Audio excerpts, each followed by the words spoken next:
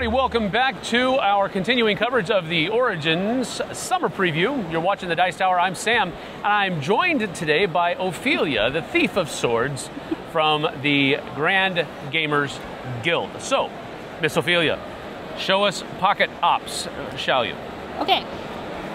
This is a two-player game of deduction and area control, currently on Kickstarter, ending June 26th.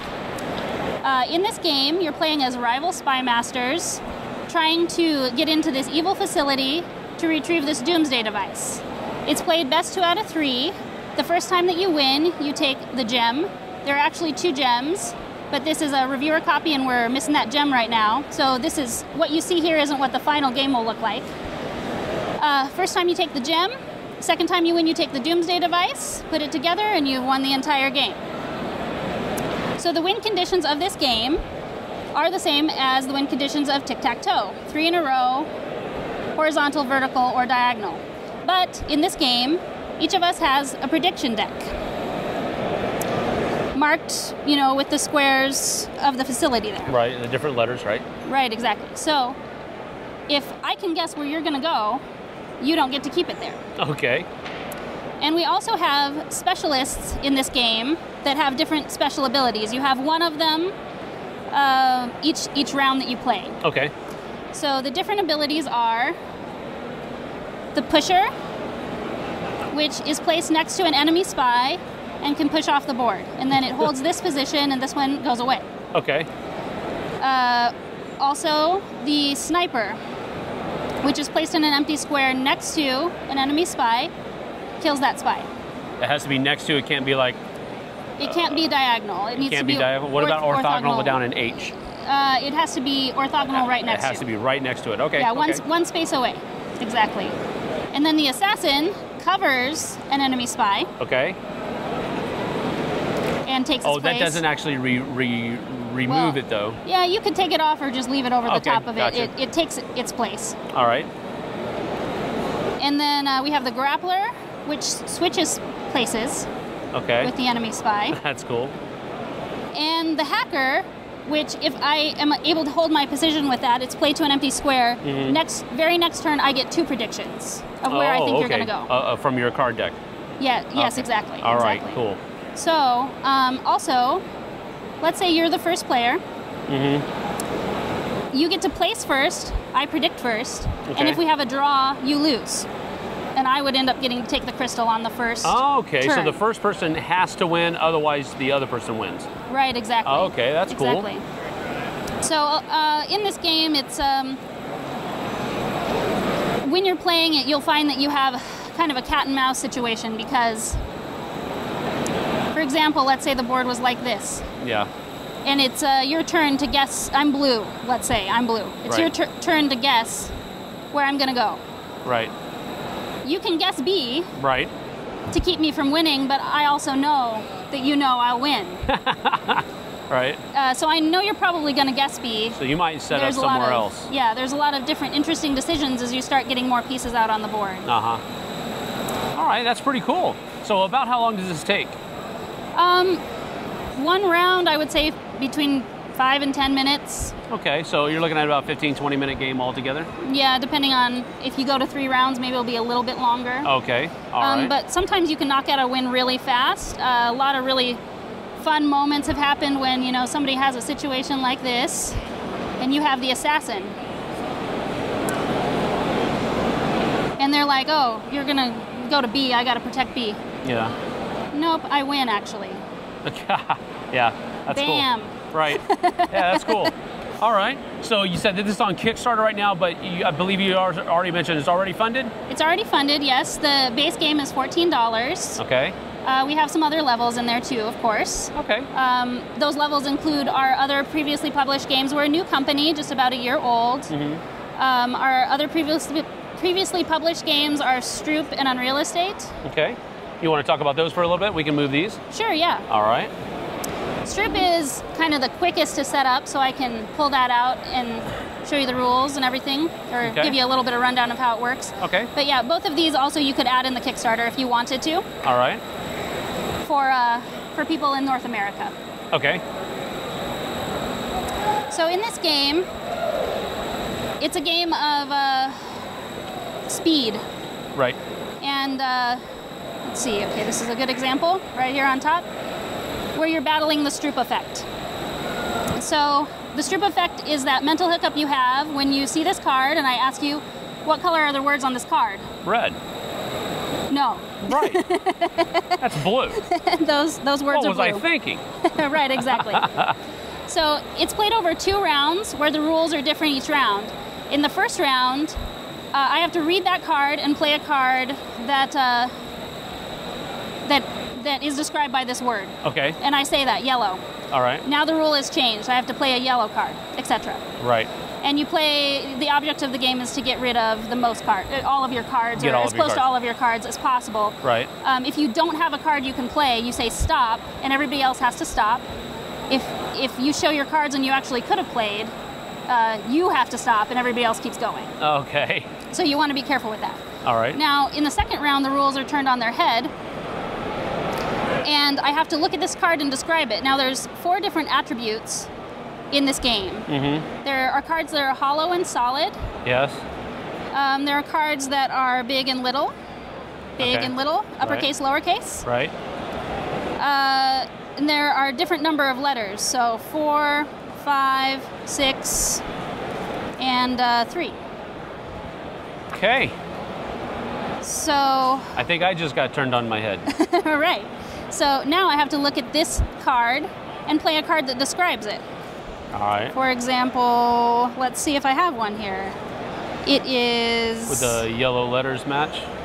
It needs to say red. Okay.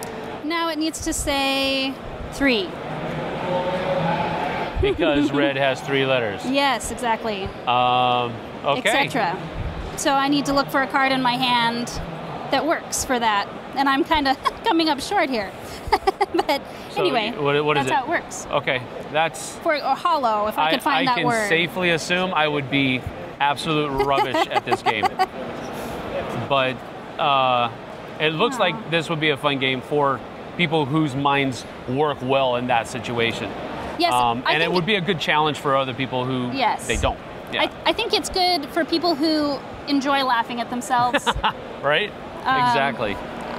Which I do. So anyway, and also, you know, if you get really used to this, also with the Tripp effect, just the color Tripp effect, you can squint and make it so you can't read the word or not focus on the word. Okay. But you can't do that in this game because you actually, there's more than color going on. Right. And if you get used to all of those attributes, you can start doing the backwards, forwards cards. Oh my goodness. No. No. Save me. If I was rubbish at the other version, this would like make me go into a coma or something like that. Right, exactly. Oh my goodness. That's why it's the advanced game. We have different colors on the back, so they're easy to sort out. I want to fix all of those cards. That's how I feel. Because that's just not right. They need to be edited. Yes, edited they do. out. Yeah. Yes. All right, that's cool. So that's Tripp. That's Tripp. All right, from the Grand Gamers Guild. And you have one more you want to show us, Unreal Yes, Estate? I can go over it quickly. Or just talk about it, maybe? It takes just a little bit of setup, so I don't want to take too much time with that. But okay. I can show you the cards. The artwork in this game is gorgeous. It's one of the great draws of the game. And it's brand new and just open for you, so. I'm going to let you do that. Oh, yeah, go ahead. Okay. There we go. Okay, so we've got the rules. All right. We've got a score track here. Just the object of the game is to get the highest score. Okay. Right? We have promo cards that we're giving away here at Origins, or at any convention we'll give them away. Okay. While supplies last, so that's one of those. But this is a mini expansion that we sell at conventions called Gothic Estate. Okay. So, but it fits right in the box once you buy it. Yeah. So it just comes in a little baggie. So what are you basically doing here? In this game, you're scoring points off of the scrap. So you'll have a scrap pile set up with some different cards in them. The same cards get stacked together. Okay. From your hand, you can only score cards that are out in the scrap.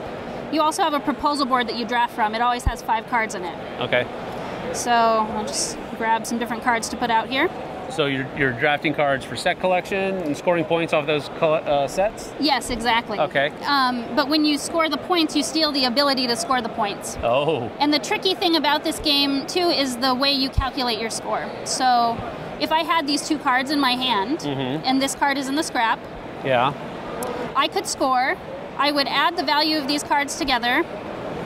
So it'd be 16. Yeah. There's 1 card in the scrap. Okay. So I would multiply it by 1, and I'd get 16 points. Okay. If this card were in the scrap too, I'd multiply it by 2.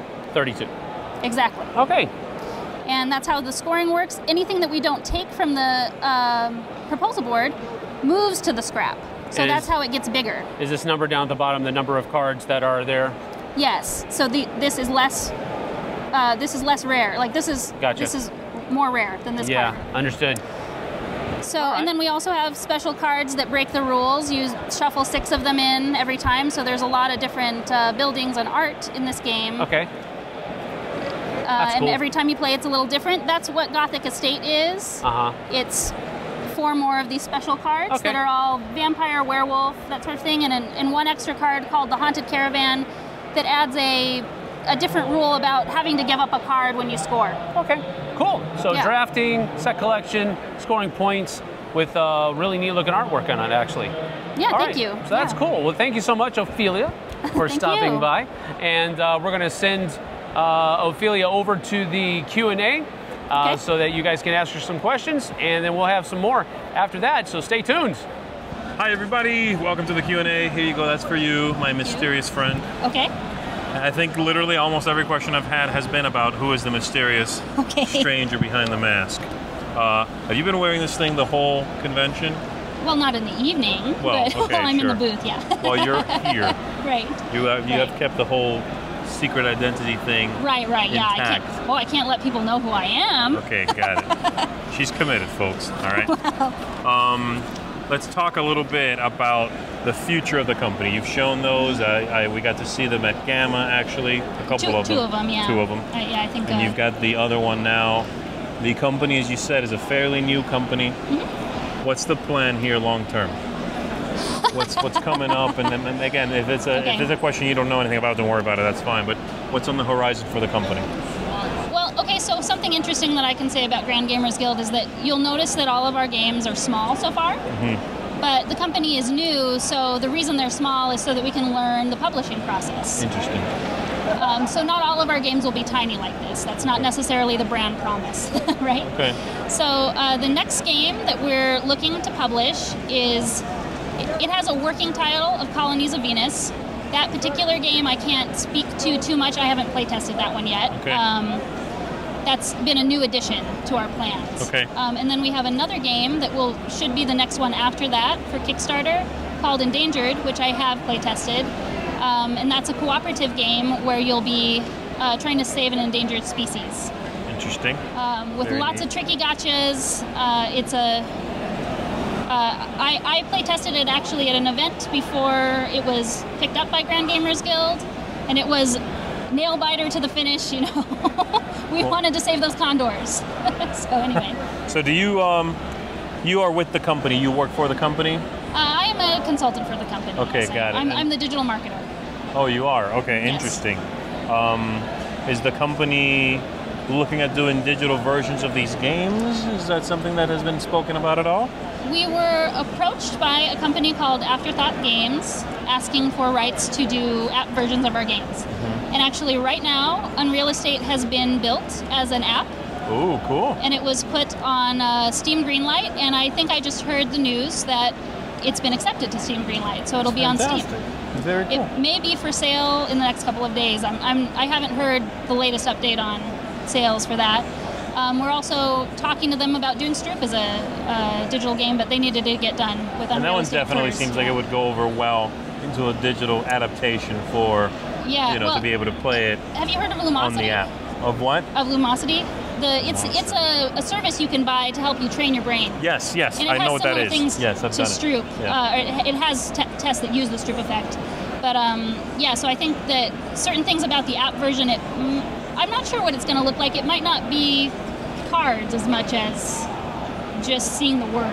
Right. We'll see how it turns out. Right, cool. But That's no development good. on that yet. But That's interesting news, though, about the Unreal Estate being available possibly as on Steam soon, because it's a good way for you folks out there to get your hands on it, try it out, Right, see if you like it. and see if you like it. You want to pick up the physical copy. You want to check out some of the other games coming out from the company. It's great. I actually just saw a comment go by that says this is a company to keep an eye out for, and I think I agree. You guys are doing really interesting little games, and the philosophy behind growing how you do things and learning and getting better, I think, is a smart one. So Thank you. it's very cool. Yeah. Yeah, and we're definitely looking to add some surprise to our games, some mystery. I think you've got that covered. Yeah. At least for the interview side of things, I think you've got that nailed. Yeah. All right, cool. Good talking to you. Yeah. Thank you. Thanks very much.